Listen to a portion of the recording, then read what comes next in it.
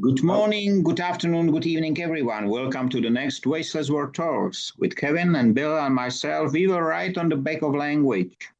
And today's term, unconcerned. I think for probably the first time when we have the un at the beginning, not sure, but I think so. And the interesting part, the word does not came from me, but from Katie, who just returned from trip to US. I will explain later. But Kevin, I will start today with you. So if you close your eyes and you hear the term unconcerned, what came to your mind first? Well, these days, I think if you're unconcerned, it's a really, really healthy mechanism. It's, there's so much to be concerned about if you believe the newspapers, if you read the newspapers, listen to the news. So to be unconcerned is a very useful state of mind.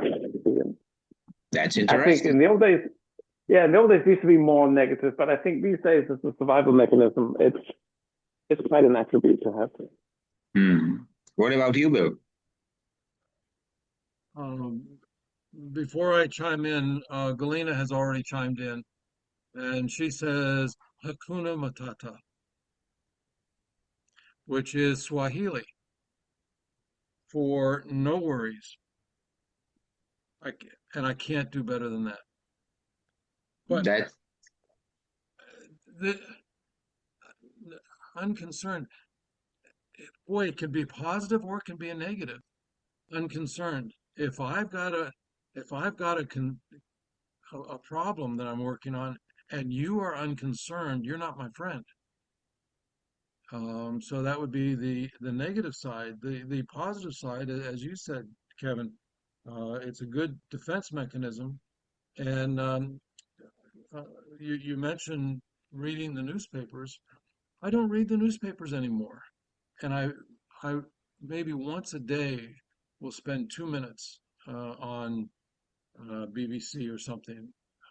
And there are news medias that I totally stay away from. Fox is one, and now CNN. Too much clickbait. Unconcerned means that the news media has not gotten to you yet, or has not gotten to you.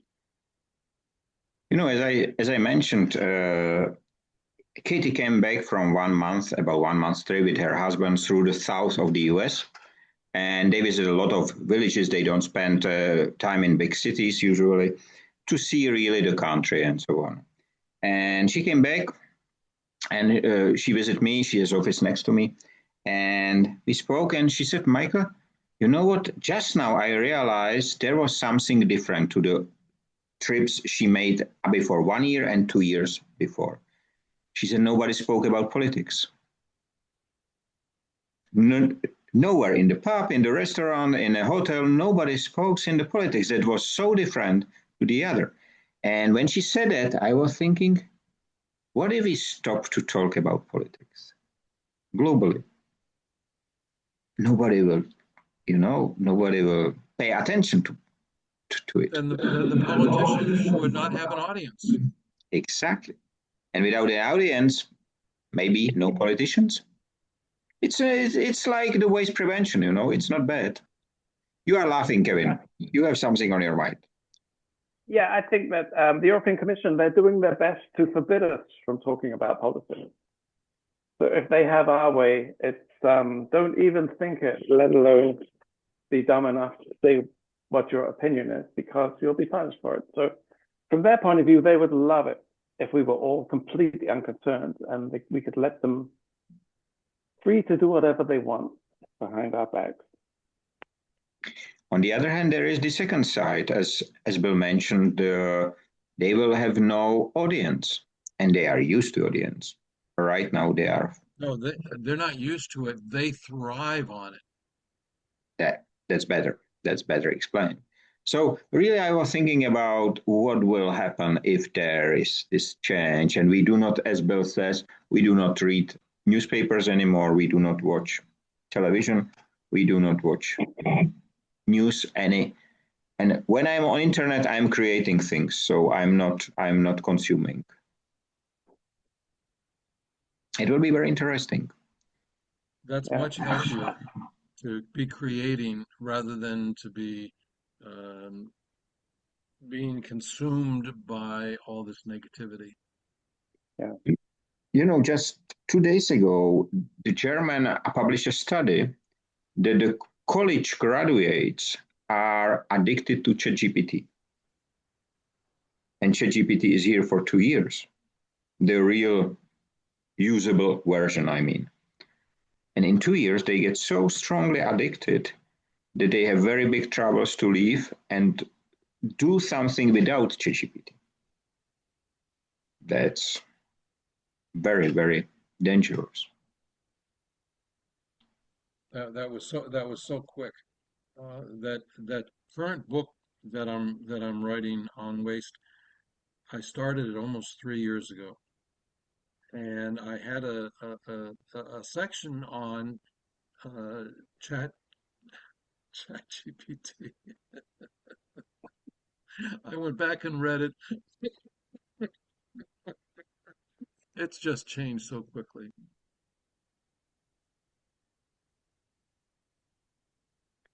But I'm unconcerned. No, it's not going away, but perhaps it's I have had no contact with it at all. I just don't use it. I don't need it at all. I'm sure I got plenty of letters from the unpleasant bank that I bank with, generated by AI. But otherwise, I'm staying away. Just before we started, Bill mentioned that Copenhagen and Denmark generally should be the happiest city in the world. Is it so? Copenhagen, mainly.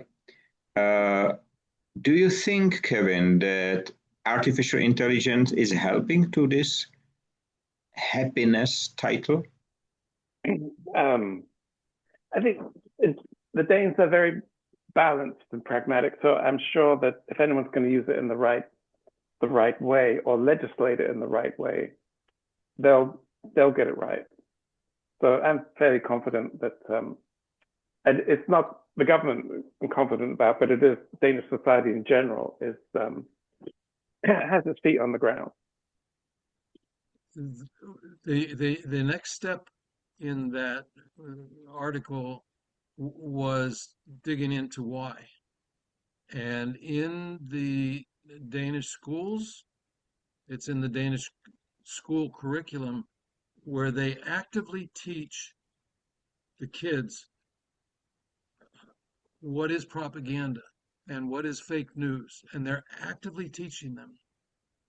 Whereas in our society, we use it on them, but we don't teach them to recognize it.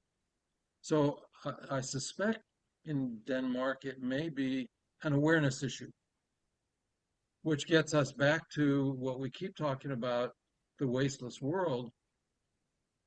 The first big step is an awareness issue, and that's our job.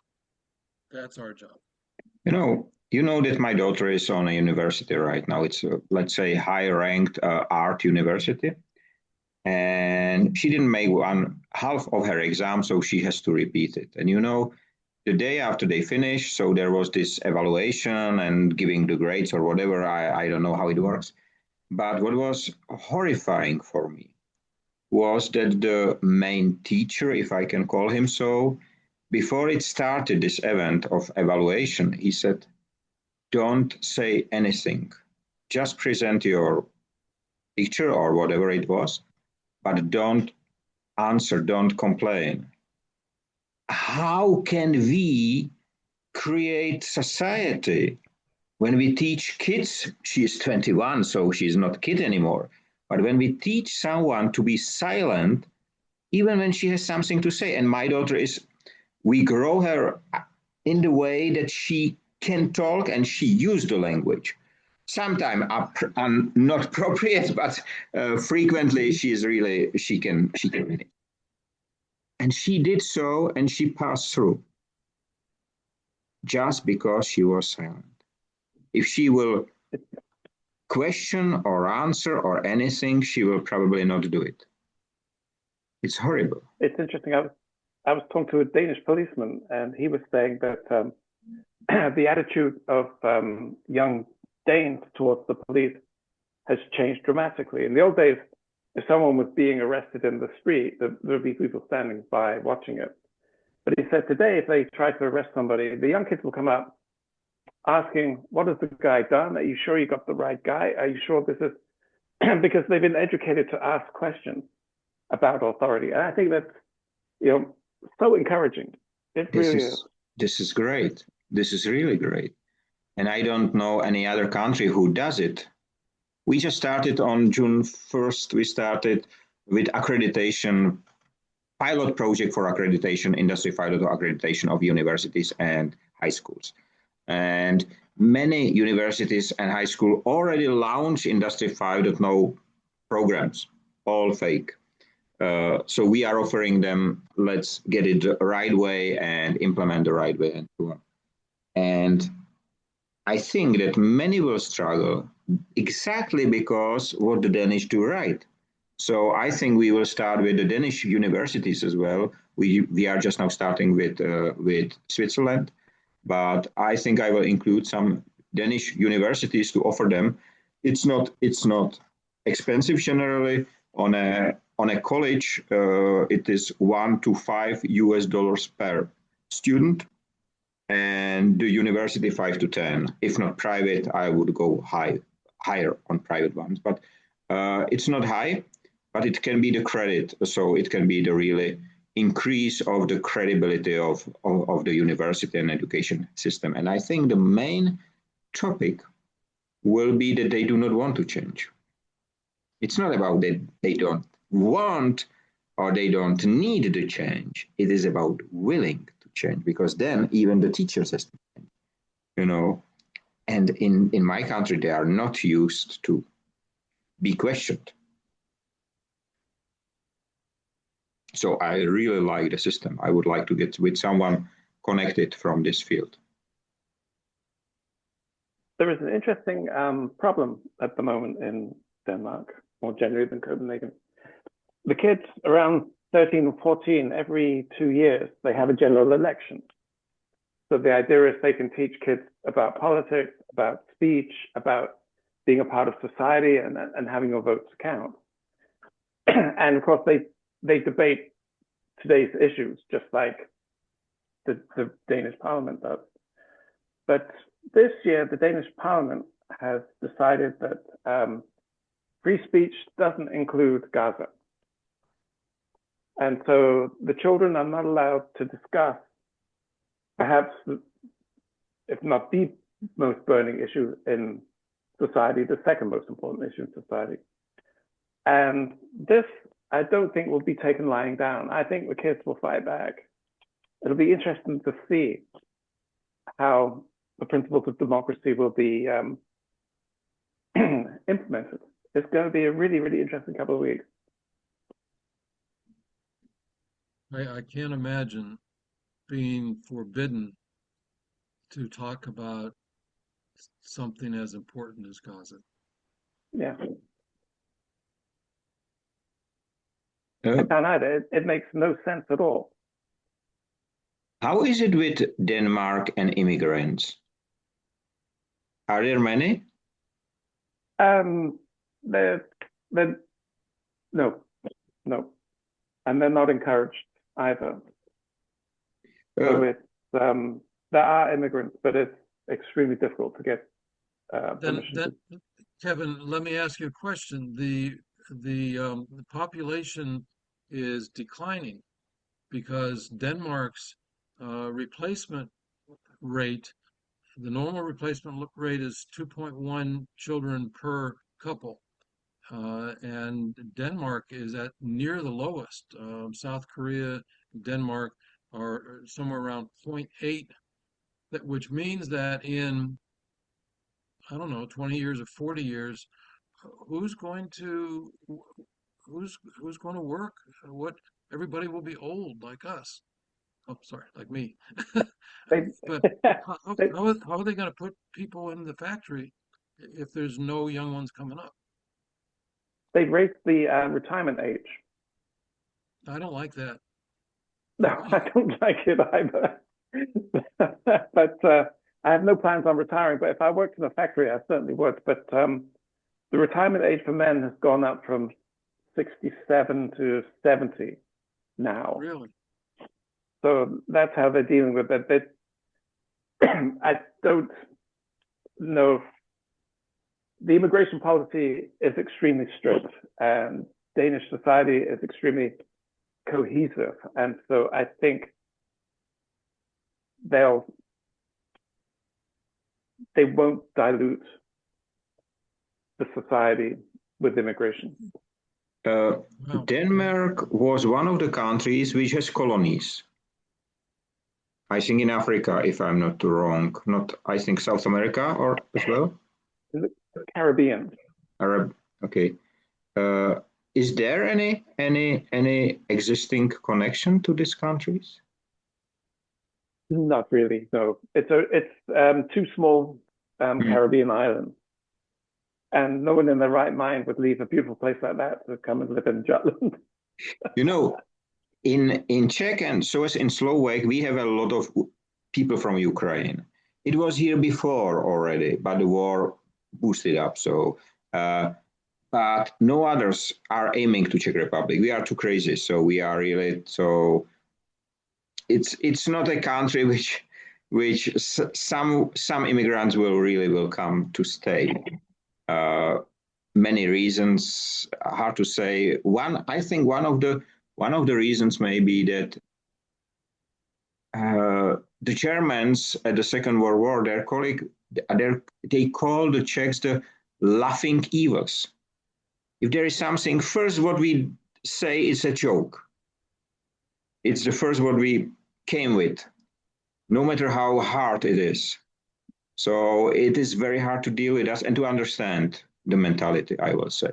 So this is why the Ukrainians, we spoke Russian for a long time, so even the understanding is easier, but it's quite interesting. So if we come back to the unconcerned, can we say that the Danish are unconcerned about that's nonsense, about the future? No, they take it extremely seriously. It's the other way around. Everything is planned for. So the happiness came from proper planning, partly. Yeah, yeah. It's a well-engineered society. Sorry, Bill? It comes from planning or it comes from conformity? It comes from both. It is. You could see during COVID, there was almost no opposition to the COVID regulations. Everybody complied. But then it was, the reason was easily explained. It was for the good of everybody, that we all did the same thing to protect each other. And so it's a very conformist society, but a very forward-looking society. But everything is based around consensus. If I did not know you are speaking about Denmark, I will say you are speaking about Japan. But I think these two countries are very, very different. And even the mentality is very different. The interesting thing is that in Denmark, creativity is considered one of the most important things that you can bring to your job. Which and I that's think different. Is fascinating. And this is very different from Japanese. They have only one inventor. Yeah. He invents a lot of crazy stuff, but there is only one, because the Japanese take the Chinese sword and they make a Japanese sword, which is the best in the world. It takes 100 years, but they do it. I don't know any other country which can in general do it. And I think the creativity, that's interesting, because we Czechs, we are very creative. I say all the time, we are the inventors of, not of creativity, but what is the English word? We find all the time a solution. It's not systematic, it's not, but we all the time find a solution. But the problem is when there is a Charles or Kevin find a solution and Bill a different one and me different one. So we do not communicate it well. And at the end, there is a big pile of different solutions. And when this go away, then nobody can restore it anymore. But if we combine it, for example, with Japanese style or German or maybe Danish style, it will be very interesting. And it looks like that the Danish take both, so the systematic plus the unsystematic creativity solution, and put it together. That's interesting. And generally, why? It's on the north of Europe, but it's not the very north. It's somewhere the connection is there. How did they came to this? I think it's you think that the country doesn't have many natural resources. So, of course, the most valuable resource it has is people. And so if you have a very, very well-educated population, then that is your number one resource in a country of only 5 million people. But are the heads exported? There is some word for that in English, brain, whatever. Brain drain. People like to contribute back to the society. And I think that's a nice thing. You know, education is free university education. My kids all went to university and they get paid by the state to study. And so, of course, you want to give that back one way or another. That's interesting because that can be a role model for many countries, Africa, many, even in Europe. But I have never heard it. I have heard Estonia because of the digitalization and so on. And just now I see a lot of troubles with that. From the perspective of Industry 5.0, I don't look in general, but I concentrate on this. But it is so interesting. And if I look at the events and so on globally and the names of people who publish papers, I don't see any Danish names. And Danish names, you recognize them quite easily.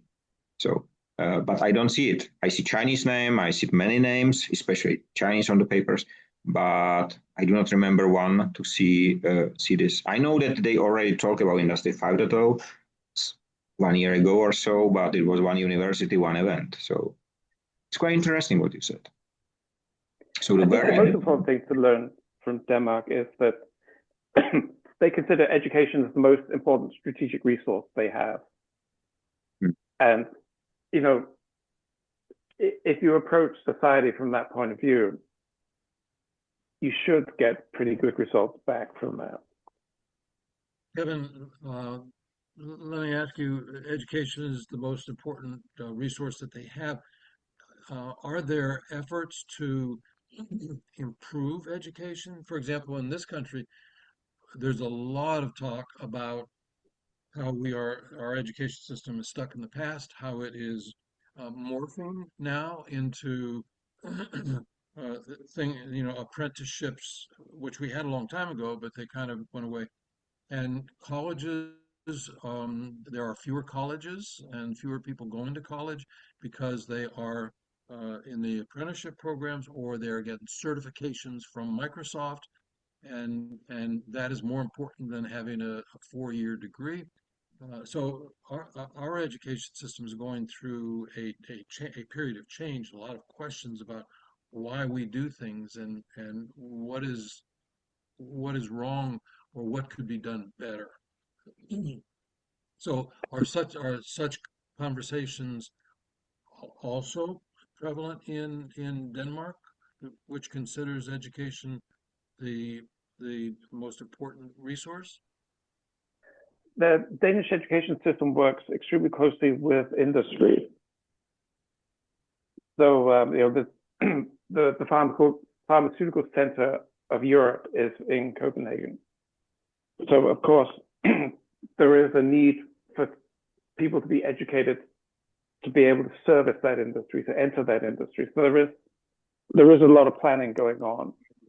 And education, there is a national curriculum here. So it's not Copenhagen-centric. It is throughout the country. Everybody is given equal opportunity. The other interesting thing is there are private schools here. But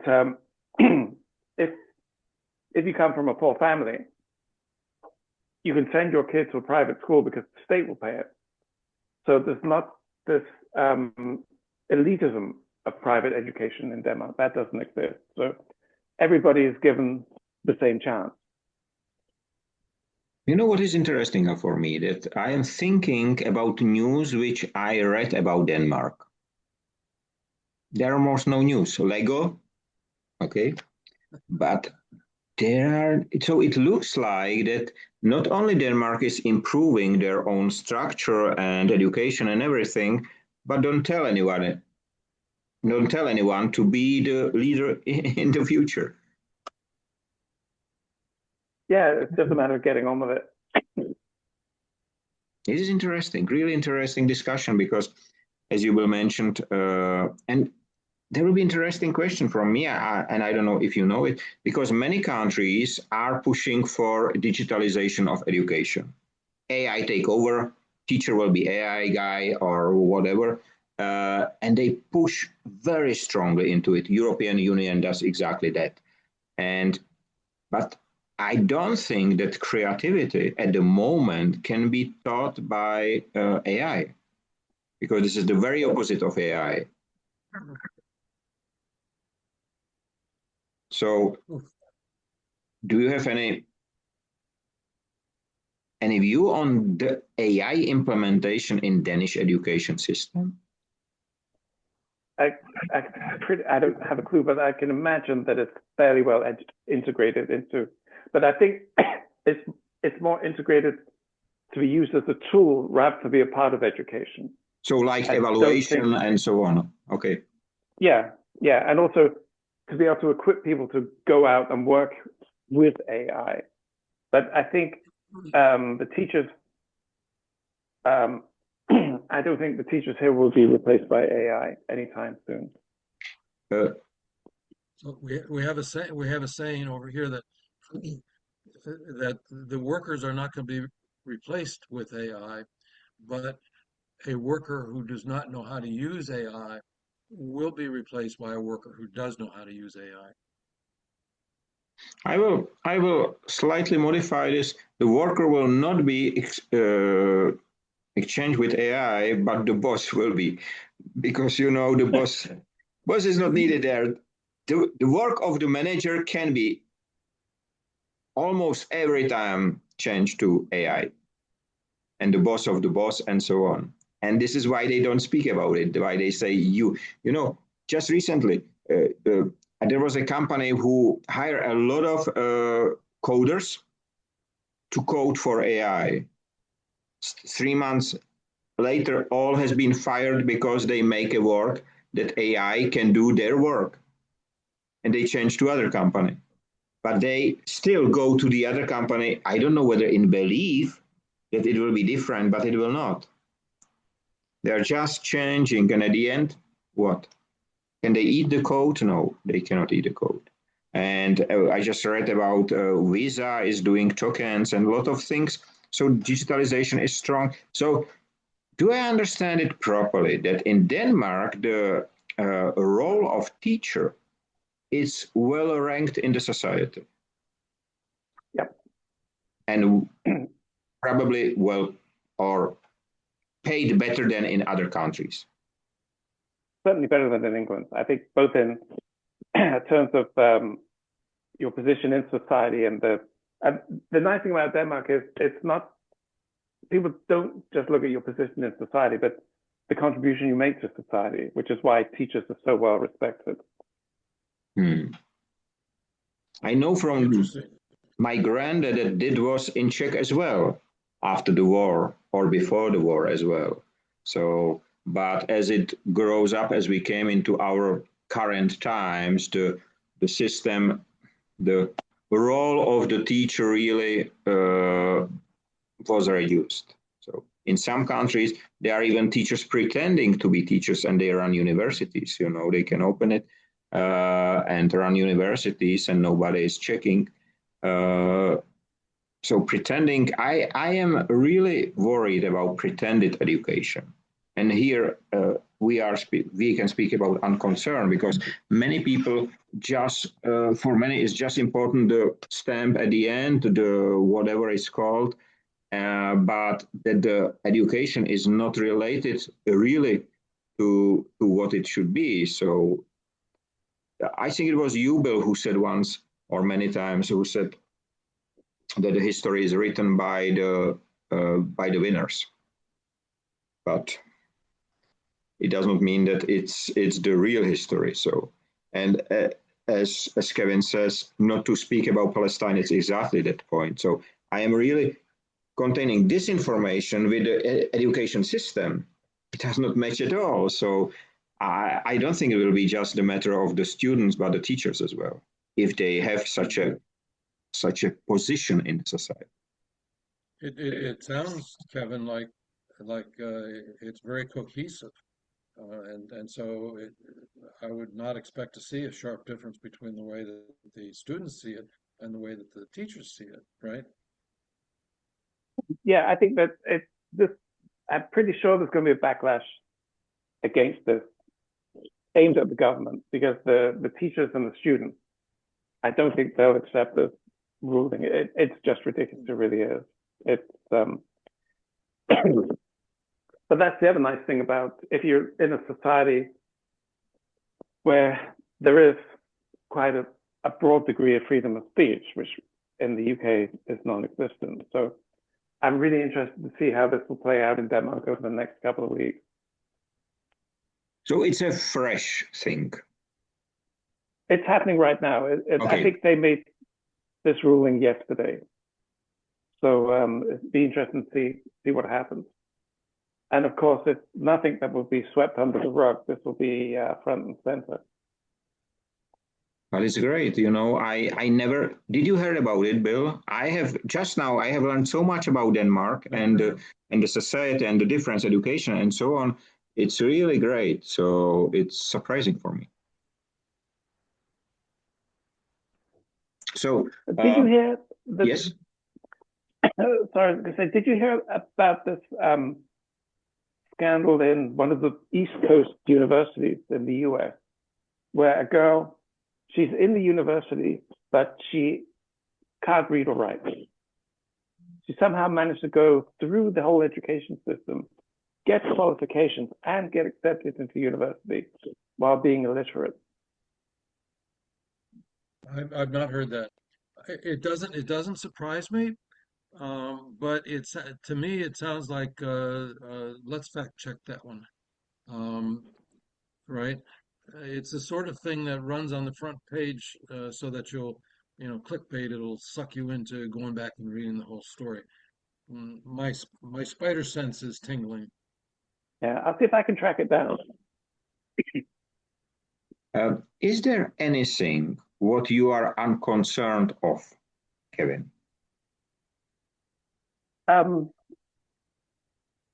lot of things.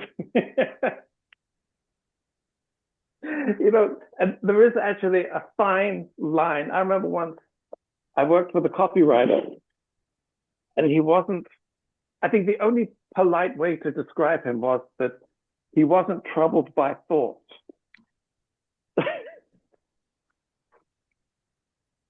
I've known people like that, yeah. So there's a balance between unconcerned and being untroubled by thoughts.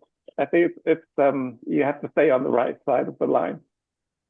On the other hand, I can imagine someone will write it with pride on his LinkedIn title. Yeah, and I mean, he's going to live a happy life. We can only be envious.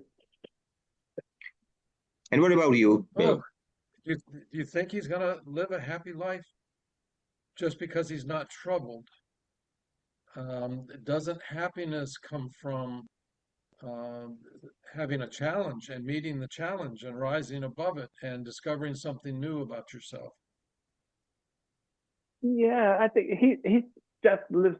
He was always smiling, but he just seemed to live in this happy place where. I know people like that. Yeah. Yeah.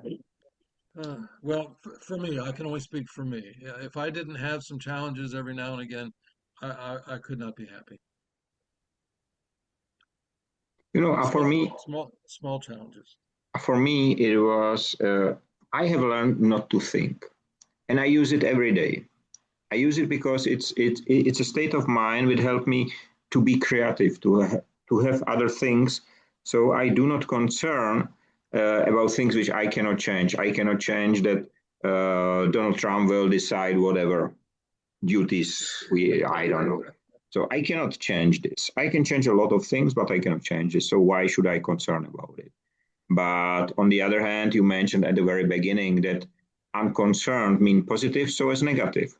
So I think we need to understand where is the line, and it will change with one person to the another. But I think the general approach, like if somebody is drawing and I can swim, I will jump for him and help him.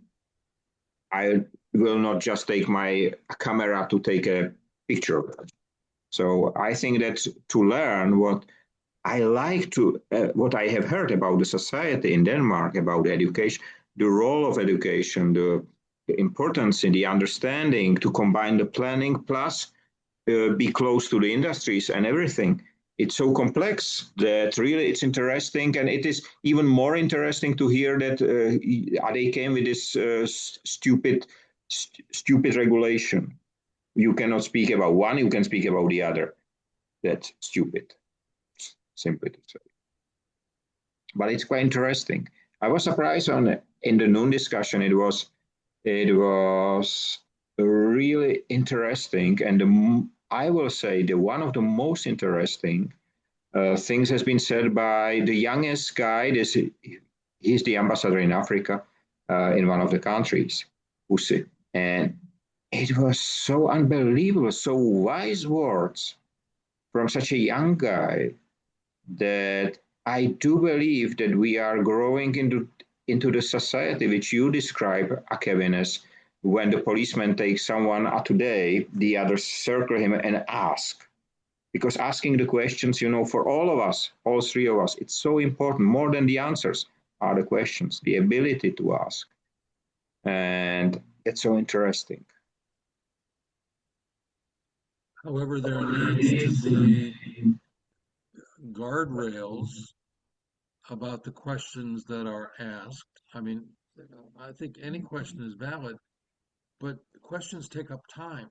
So if you have stupid questions or they're self-serving questions, we need to get on with the real work. There's a lot of real work to be done with questions. I think it's closely connected to the critical thinking and reasoning. So I spend a lot of time thinking when I'm on an event where somebody is on the stage. I all the time ask, every time I'm asking a question. But I write 5, then I think, and within this 10, 20 minutes, I came with just one question, which I ask not to get the answer. The answer is not important for me at all. But it is the process of getting to the question and waking up the person on the audience to think differently about the topic which was delivered. But we have last minute, so I have to thank you for your time. I hope we will see each other next week with another term, and I wish you all have a nice time free of waste and wasting in all its forms. Stay safe, be free, be human. And I will call it be healthy, unconcerned to improve the mental health and everything around you. See you next week. Bye-bye. Bye-bye.